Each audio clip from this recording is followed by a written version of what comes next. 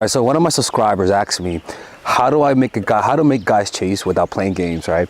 Because a big, in this channel, I do talk about how to attract a guy with strategies, right? But usually those intricate strategies aren't really strategies that I tell people to do. They're just strategies for when people are just hard-headed and they're cabezaduras and they don't want to get the point that the person doesn't like them, right? So then I teach them these strategies, these tactics, these games, so that they could, with their eyes, see that yes, they do like you. You could get them to chase, but the truth of the matter is that those strategies, they get superficial results. Because if somebody likes you, you don't have to apply these games. And if you do have to apply these games, it's because you fucked up somehow.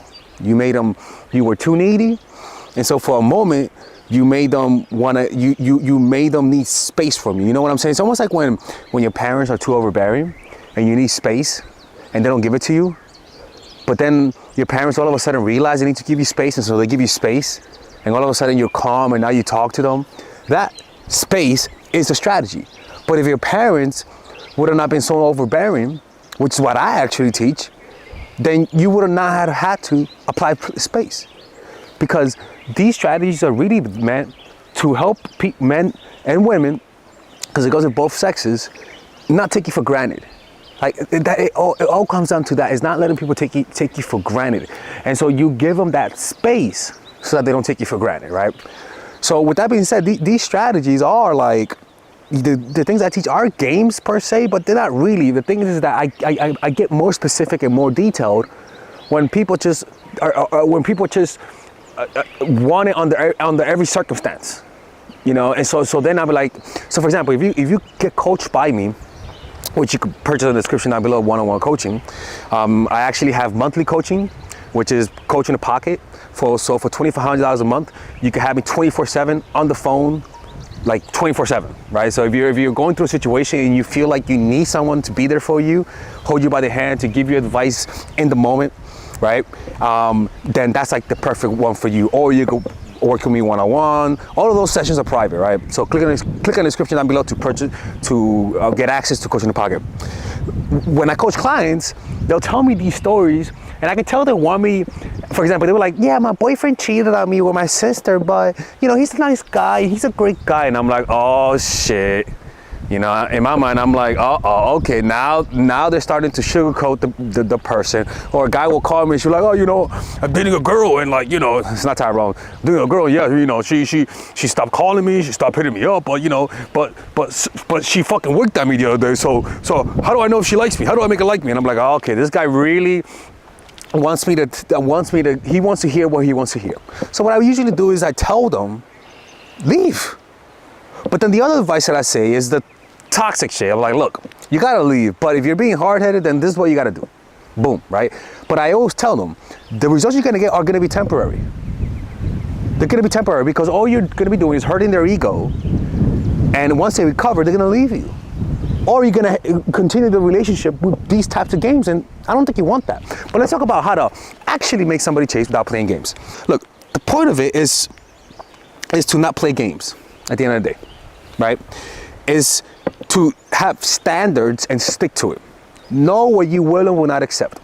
If you just, it's all about just having those boundaries. Boundaries is a sign of high self-esteem, plain and simple. And if you have healthy boundaries, and you stick to those healthy boundaries, you're not gonna have to play games.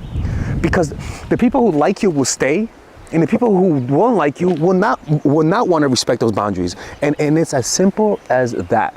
It's as simple as that. Some people will not want to respect your boundaries. And what that says is it's not that the strategy didn't work. It's just that they don't value you. That's what that means. They don't value you.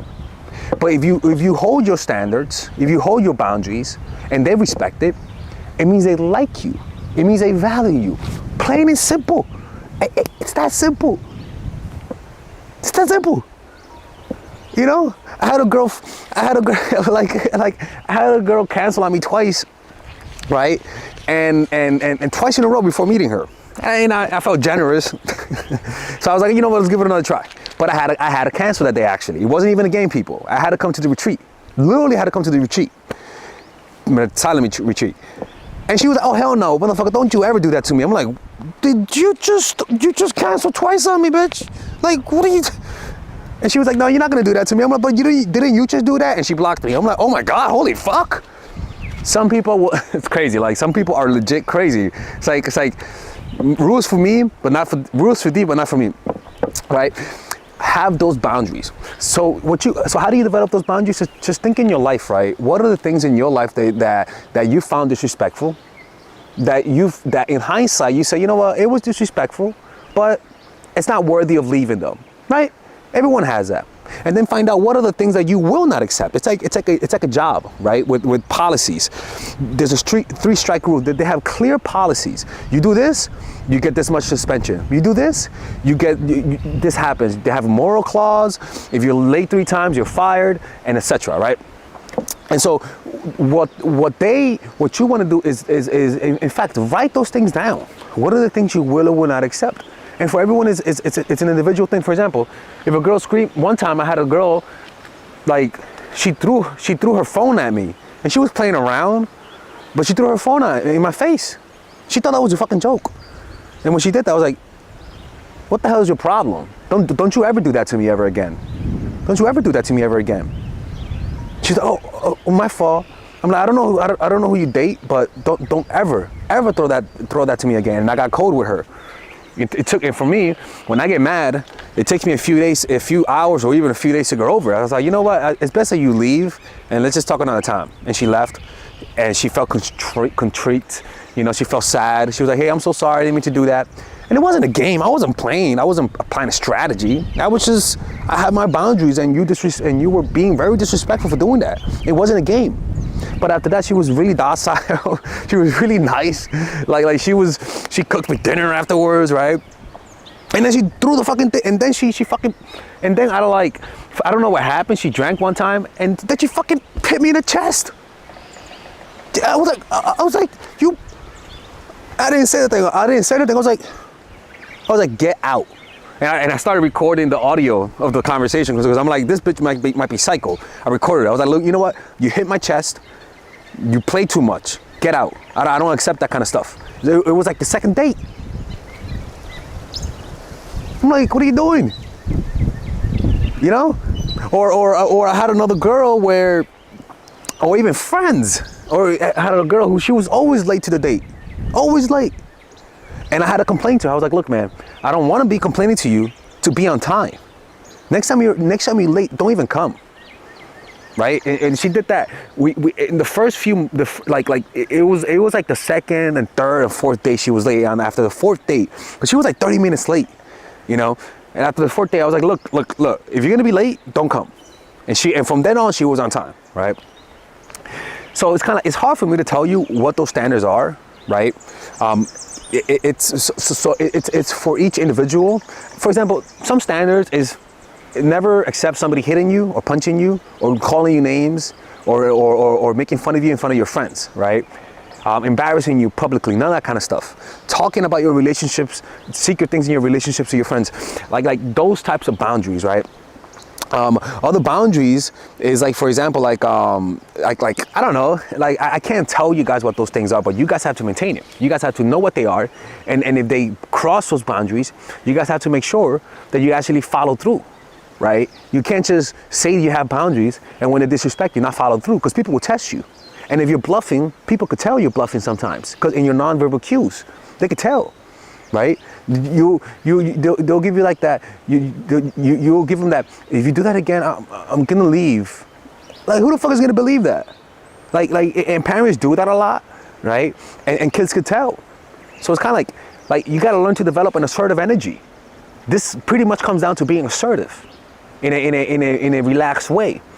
Now, look, this is the thing, is that you can't be in a scarcity mindset, right?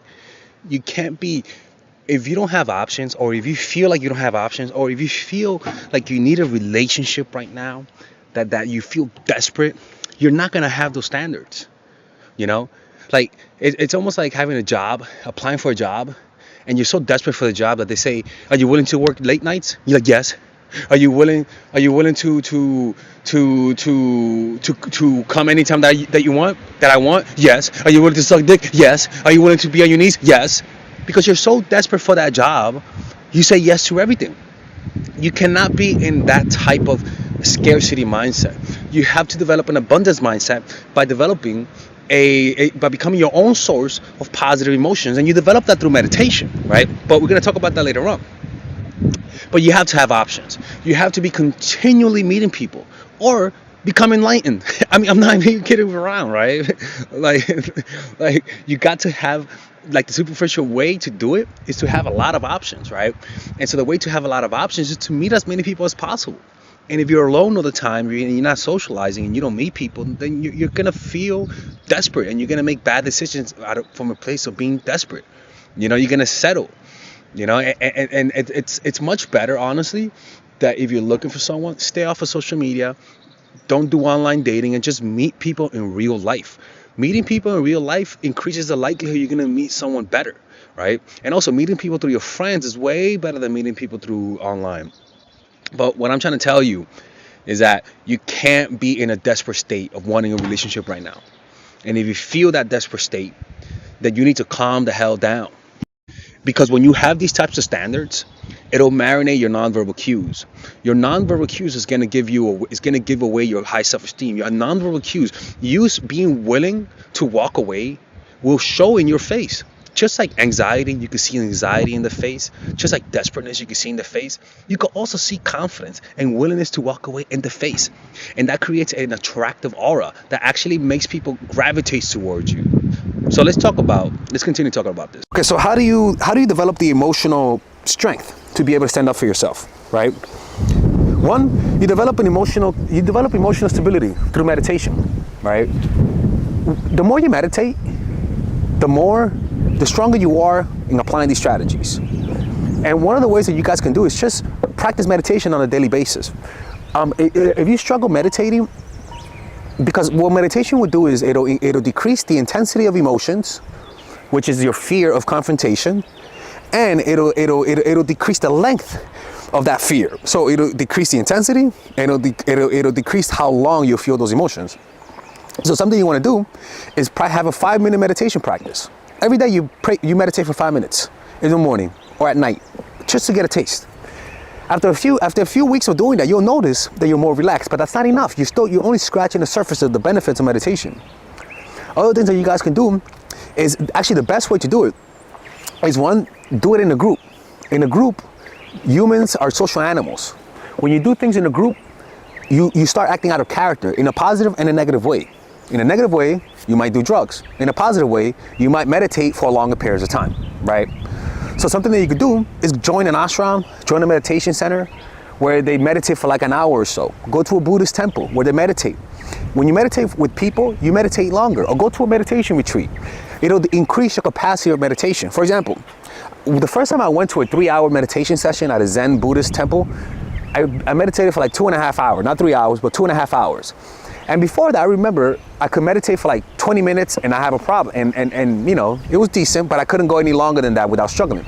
After that 3-hour meditation, I was able to meditate for like 35, 40 minutes without a problem. I stopped going, and then I went back to like 25 minutes. But the point is, my capacity to meditate increased, right? So going to meditation sessions with groups of people, or yoga, which is a meditation, will increase your capacity to meditate. If you struggle meditating for a long time, you could just meditate for 5 minutes. Don't put a timer. Don't put an alarm. Put a timer, like 1, 2, 3, 4, 5, and see if you see 5 minutes. Okay, can I do another 5 minutes? And if you can do another 5 minutes, do it another 5 minutes. And if you're tired, walk in a meditative way for 5 minutes, and that is meditation.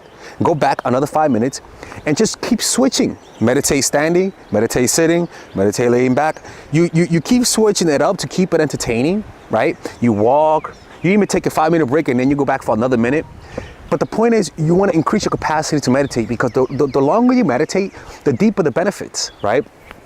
So increase your capacity to meditate will increase your capacity to deal with intense emotion, because what you're really doing is you're controlling your emotions. What used to stress you out, which is like a 20-minute meditation, now doesn't stress you out. What's really happening on the inside is that now your body is learning how to handle stress. That's all that's really happening. Or another way to be able to gain the emotional strength is just to develop compassion. Being able to understand the suffering of people, being able to have compassion and feel the suffering of the world, exposing yourself to helping people who are in trouble and feeling the compassion will actually increase your capacity to handle strong emotions. Literally, the Buddha even said that, right? When the Buddha saw the suffering, because he was a rich kid, when he saw the suffering, he gained an intense desire to become more enlightened. Seeing suffering and feeling the suffering of other people increases your capacity to feel and actually deal with suffering in a positive way, right? So what you guys can do is when you meditate, tell people in your life that you love them in your mind. Feel love for them. Imagine all of the people who are hurting in the world and feel immense compassion. You know that commercial, in the eyes of the angel. Imagine that you're in that fucking commercial, that guilt trip. Imagine that. By you increasing your capacity for compassion, it'll increase your capacity to deal with pain. It's plain and simple. In fact, it'll also decrease cravings. It'll also decrease addictions. Because by you feeling compassion for other people, you hence feel more self-love. And sometimes self-love is the most healing thing you could do for yourself and others, right? And that's how you do it. Look, man, these strategies are at the core of it, is all about having boundaries and standards. If you keep your standards, the guys who like you will chase. The guys who don't like you won't chase. It's like that girl yesterday from Udia, whatever her name is, from Fyodor Dostoevsky, the book. If you guys saw the last video, right, where she was poor, but the man was treating her like a piece of meat. She needed him, and he was trying to use his money to manipulate her, to have leverage. But because she had a healthy sense of pride, she has standards. She said, you're not gonna treat me like a piece of meat. Even though I need your money, even though the family needs you, I have too much pride to stay with you. Sometimes having pride, sometimes having self-esteem, just pride is enough for you to make people chase. But the point is that when you make that decision, you gotta make sure you follow through, or else you're gonna look like an idiot. And if you do that kind of stuff, and you say you're gonna leave and you don't leave, don't tell people you watch my channel, okay? Tell people you watch someone else's channel, I don't know. Anyways, if this video made any sense to you guys, hit the like button and subscribe to this channel, people. A lot of you guys are watching this video and you guys are not subscribed. You guys do not want me to close the channel, all right? Anyways, I'll see you guys in the next video. Attend my seminar in London.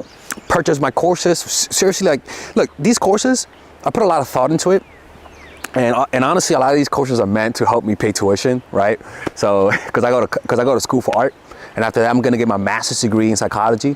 Maybe go to Europe for that, or I don't know. But the point is, I use that money to learn more, so I can teach you guys more. You know what I'm saying? Like, I don't just spend it willy-nilly, you know. And hopefully, the quality of my videos reflects that reality. You know. Anyways, hope you guys enjoyed this video, man. I'll see you guys next time. All right, ladies and gentlemen, if you guys ever want to learn how to use your feminine energy to influence people, learn how to use your masculine energy to become more assertive, and also learn how to blend both energies to improve your dating life, your spiritual life, honestly, your relationship life, your family life, your career life, this is the course for you. If I had to make a course for my nieces, I have two nieces, one is 19 and one is 15. 16. Holy shit. Oh my God, he's a bad fucking uncle. He's a bad uncle. Get him. Shut up, Melissa. You should get this course, right? And this is the course that I will make for them. So, for example, watch the curriculum, right? In the first week, we're going to be showing you how to establish a strong masculine foundation without letting it hurt your feminine energy. This masculine foundation is a source of who you are, right? It's your bodyguard. Without this, whatever feminine energy you create will be destroyed by the outside, because your masculine is your shield. So we'll talk about goal setting. We'll talk about how to develop a serious attitude. We're going to be talking about how to use more logic, how to use more goal-oriented behavior. It's more how to be a man. you know. Now the next one is how to embrace the feminine energy, right? This one would teach you about how to minimize excessive masculine traits, developing self-awareness, healing abundant feminine energy, regulating your emotion, mastering voice qualities and facial expressions, surrendering control, and allowing pain to be felt. This is honestly, this will supercharge, like Kaioken, your masculine energy.